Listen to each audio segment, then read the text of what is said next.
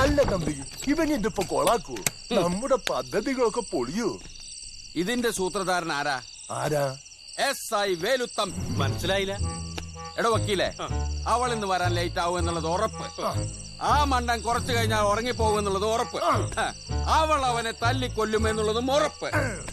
IPC 302 അവൾക്ക് ജീവപര്യന്തവും ഉറപ്പ്. അതേതാ വകുപ്പ്? അത് ഗുണ്ടാണേമല്ലേ? മിണ്ടാതെ പാടോ. അല്ല, അപ്പൊ നമ്മുടെ സേവിയർ? ഇവിടെ ധർമാധർമ്മങ്ങൾക്ക് സ്ഥാനമില്ല. ഇത് കുരുക്ഷേത്രമാണ്, യുദ്ധമാണ് മുന്നിൽ. Come on, follow me. യോ യോ എന്റെ ചക്കരേ. ഇത് മുത്തിന്റെ ഇടത് കൈ, ഇത് മുത്തിന്റെ വലത് കൈ.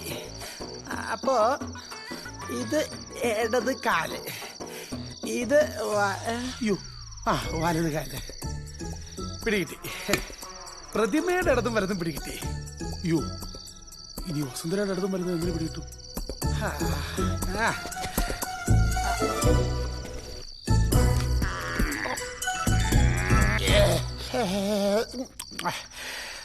വസുന്ധരയുടെ ഇടത് കൊള്ളാം. എത്തിപ്പോയി. ഇത് വലത് കൈ. അയ്യോ അല്ല, ഇത് ഇടത് കൈ. അപ്പോ നിന്റെ ഫേവറേറ്റ് ആന്റിയുടെ ഹാപ്പി. ഇത് വലത് കാല്. കഴി നോക്കാം. അപ്പൊ ഇത് വലതാണ്. ഇത് ഇടത് ഇത് വലത്.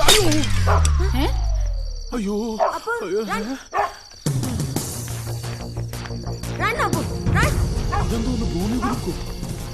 ഒരാളോടെ ഇത്രയും കുലുക്കും. അയ്യോ സിസിലി, അയ്യോ സിസിലി.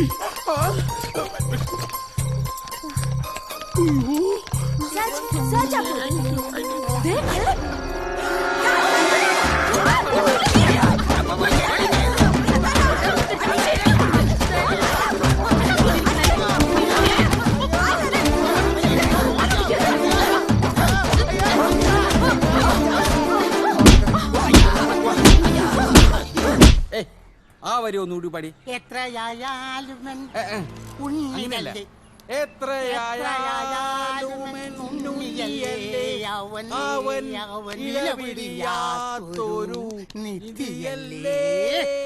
എന്റെ പുണ്യമല്ലേ.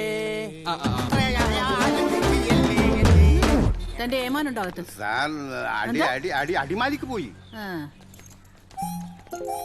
ഒരു നോക്ക് കാണുവാനൻ. ആരാണ് നീ? ഞാൻ SI വേലുത്തമ്പി. നീയോ? തമ്പിയോ? ജനമൈത്രി നഗറിൽ SI വേലുത്തമ്പിയുടെ വീട്ടില് ഇന്നലെ ഒരു കള്ളം കയറി. ആ ആള് ഞങ്ങളുടെ കസ്റ്റഡിയിലുണ്ട്. സൂത്രധാരൻ മുങ്ങിക്കളഞ്ഞു. താൻ തന്റെ ഏമാനോട് ചെന്ന് പറഞ്ഞേക്ക്, എവിടെ പോയി ഒളിച്ചാലും അയാളെ ഞാൻ പൊക്കും. ഒരു നോക്ക് കാണുവാനൻ ആത്മാവ് മോഹ. നീ അധികം മോഹിക്കല്ലേ. സാറെങ്ങനെ അകത്ത് കയറിയേ? ഞാനൊരു മാജിക് അക്കാഡമി തുടങ്ങുന്നുണ്ട്, നീ ചേരുന്നോ? അകത്ത് പോടാ. പോലീസ് സ്റ്റേഷൻ കളിവീടാക്കല്ലേ റാസ്കൽസ്. പിന്നൊരു കാര്യം, അവൾ ഉറങ്ങിയെന്ന് ഉറപ്പ് വരുത്തിയ ശേഷമേ അടിക്കാവൂ. 121. ഒരു പെണ്ണിനെ കെട്ടിയിട്ട് അടിക്കുന്നത് പാപമല്ലേ? ധർമ്മങ്ങൾക്ക് സ്ഥാനമില്ല. 125. ഇനി പറ, എന്തിനാ നിങ്ങളെ സേവിയറെ വേഷം കെട്ടിച്ചത്? വേഷം കെട്ടിച്ചെന്നോ? സേവരെ കള്ളും മൂന്ന് ചെയ്താണ്ട് തമാശ കാണിച്ചതിന്? തമാശ. 150 കിലോ തൂക്കമുള്ള കരിമ്പോത്ത് പോലുള്ള സാധനത്തിന് കരിയും വാരി തേച്ച് വീട്ടിൽ കയറ്റി വിട്ടാണോ തമാശ കാണിക്കുന്നത്? സേവിയറിനെ ഞങ്ങൾക്കറിയാം. ഒരു കാര്യം ഒറ്റയ്ക്ക് ചെയ്യാനുള്ള ആംബിയർ ഒന്നും അയാൾക്കില്ല. നീ പറയണത് കേട്ടതൊന്നും ഞങ്ങൾ അത് ചെയ്യിച്ചെന്ന്. അഭിനയിച്ച് ബുദ്ധിമുട്ടണമെന്നില്ല. കൂട്ടുകാരനെ കാണണ്ടേ? ജനമൈത്രി നഗറിനെ കിടുകിടോ വിറപ്പിച്ച ഗൂണ്ട സിസിലി. ലൈറ്റ് ഓഫ് ചെയ്ത് കമ്പി വടി കൊണ്ട് സിമ്പിൾ ആയിട്ട് കൈയും കാലും തല്ലി ഒടിക്കുന്ന ഒരു കുഞ്ഞു കലാപരിപാടി. അങ്ങനെ പവനായി ശവമായി. ഇനി ഇത് ആവർത്തിച്ച നിങ്ങൾക്ക് ഞാൻ വെച്ചിട്ടുണ്ട്. മറ്റേ കൈ കൂടി ഞാൻ ഒടിക്കും. എവിടെയാണ് സേവരെ പിഴച്ചത്? പൊന്നാണ്ടാ, സിസിലിയെ കണ്ടതും എനിക്ക് ഇടതും പലതും മാറിപ്പോയി. ഇതാ പറയുന്നത്, ക്ലച്ച് പിടിക്കണമെങ്കിൽ ഏതെങ്കിലും ഒരിടത്ത് ഉറച്ചു നിൽക്കണമെന്ന് ഒന്നുകിൽ ഇടത് അല്ലെങ്കിൽ വലത്, പ്രത്യേകിച്ചും ഗുണ്ടകൾ. കേട്ടോടാ പൊട്ട.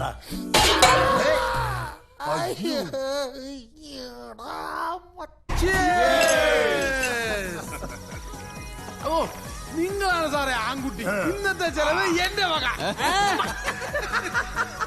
വസുന്ധര മതില് ചാടിയാ ഓടിയത്. തോറ്റുപോകും. മേലെ പോകുന്നു. നിരപ്പായ തറയിൽ സിന്തറ്റിക് ട്രാക്ടറല്ലേ ഓടിയത്. ഓ, എന്നാൽ ഈ 4 അടി പൊക്കോളം അതിലൊക്കെ ചാടുക എന്ന് പറഞ്ഞാ അത് പിന്നെ മതില് ചാടാൻ അവള് കൊച്ചിലെ എക്സ്പെർട്ട് ആണെന്ന് കേട്ടിട്ടുള്ളത്. എന്നാൽ എനിക്ക് ആ കാഴ്ച കാണാൻ പറ്റിയില്ലല്ലോ. എന്നാലും എന്റെ തമ്മി സാറേ, നിങ്ങളെ സമ്മതിച്ചു തന്നിരിക്കുന്നു. ഈ ഇനത്തിന്റെ കൂടെ നിങ്ങൾ എന്ത് വിശ്വസിച്ചാ ഒരു വീട്ടിൽ ഒരുമിച്ച് കിടന്നുറങ്ങുന്നത്? സിംഹക്കൂടി ഇതിലും സേഫാ. അമ്മായിയപ്പന്റെ ചിക്കടി കൊണ്ട് വാങ്ങിയ തൊപ്പിയല്ലേ ഇങ്ങനെ ഇരിക്കും. നമ്മുടെയൊക്കെ ഭാര്യമാർ ഓടുന്ന ഗോവിന്ദൻകുട്ടിയുടെ ഭാര്യ നോക്കി നിൽക്കല്ലേന്നോ. എങ്ങനെ പ്രതികരിച്ചു? അവൾ അതൊന്നും കാര്യമായിട്ട് എടുത്തിട്ടില്ല. അല്ലേലും അവൾക്ക് ഞാൻ പറയുന്നതിനപ്പുറം ഒന്നുമില്ല. എല്ലാം ചേട്ടന്റെ ഇഷ്ടപ്പോലെ. അതാണ് അവളുടെ രാഷ്ട്രീയം. എനിക്ക് മനസ്സിലാവാത്തത് ഈ നിരോഷയുടെ കാര്യം.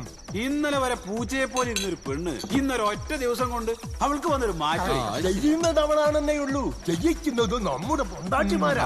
ആര് ചെയ്യിപ്പിച്ചാലും അവളത് ചെയ്യാൻ പാടുണ്ടോ? ഗോവിന്ദൻകുട്ടി സാറേ, ഈ നിരോഷിക്കിട്ട് ഒരു കൊട്ടേഷൻ കൊടുത്താലോ? എന്തായാലും അവൾക്കൊരു ഷോക്ക് ട്രീറ്റ്മെന്റ് അത്യാവശ്യം.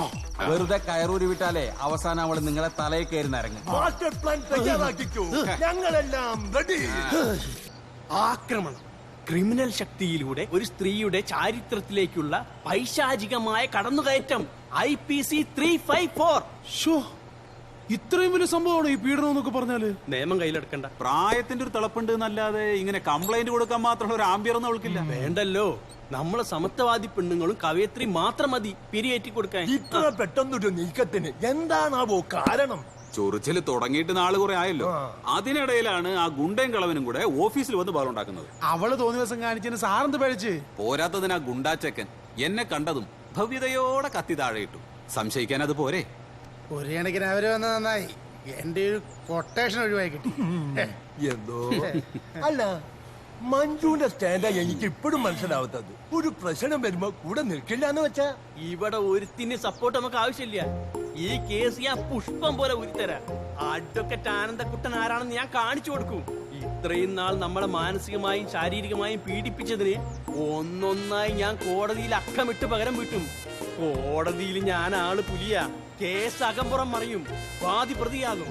പ്രജറി, സത്യവിരുദ്ധമായ വിവരങ്ങൾ നൽകി കോടതിയെ തെറ്റിദ്ധരിപ്പിക്കുക. IPC 193. നിരോഷ അഴിയെണ്ണും. സമത്വവാദി തെണ്ടികൾ കടന്ന് ഓടിത്തള്ളും. പോയ വഴിക്ക് പുല്ല് പോലും മുളയ്ക്കൂല. ഗോവിന്ദൻകുട്ടി ഒപ്പിട്.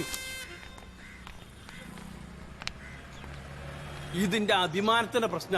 കോളനിക്കാരിടയിൽ ഞാൻ കോട്ടും തൂക്കിയിട്ട് തലങ്ങും വെലങ്ങും നടക്കുന്ന ഒരു മണ്ടം വക്കീല്. അവർക്കൊക്കെ അഡ്വക്കറ്റ് ആനന്ദക്കുട്ടനാണെന്ന് കാണിച്ചു കൊടുക്കണം. യശോദൊന്ന് ഞെട്ടട്ടെ.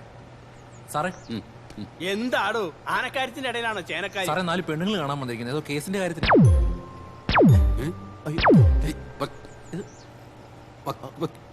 ഹലോ